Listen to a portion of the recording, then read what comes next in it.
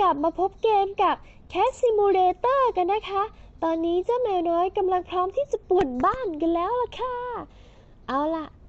เราจะพร้อมกันแล้วเราพร้อมกันแล้วใช่ไหมไปกันเลยฉันพร้อมตั้งนานแล้วล่ะเจ้ามนุษย์เริ่มจับเวลาได้เลยย่าขั้นแรกฉันต้องพังกระถางนี้หมดง่าง่าโอ้ยนี่เนี่ยเจ้าเห็นลูกโป่งนั่นใช่ไหม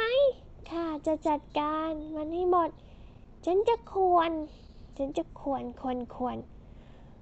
ลูกโป่งให้หมดเลยย่าอึ๊บโอ๊ยฉันรู้สึกว่าทำไมมันขึ้นยากผิดปกติกันฉันจะต้องขึ้นให้ได้หมุนตัวก่อนหมุนแล้วหมุนตกอีกแล้วอ่ะตกแล้วใช่ไหมฉันจะต้องอ้าวอะไรกันเพียบเลยไปเก็บเหรียญก่อนดีกว่าอึ๊บมีอะไรให้เปิดหรือเปล่าไม่มีแฮะไปดีกว่าหวัดดีมนุษย์สนใจเราบ้าง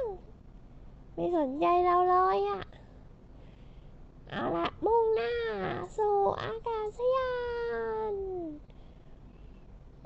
ฉันได้ยินเสียงมนุษย์ขับแฮะเราลองไปสำรวจดีกว่าเอาสำรวจไม่ได้แฮะถอยก่อนอะไรกันเนี่ยว้าวเหรียญเยอะแยะเลยฉันจะต้องขึ้นไปได้เนาะเล่นไม่ได้เอ๊ะอะไรเนี่ยควรรับเทปให้คมมีคอมพิวเตอร์ด้วยนี่นาน่าเล่นจังเลยฉันจะได้ขึ้นไปได้หรือเปล่าเนี่ยเอาละนี่แน่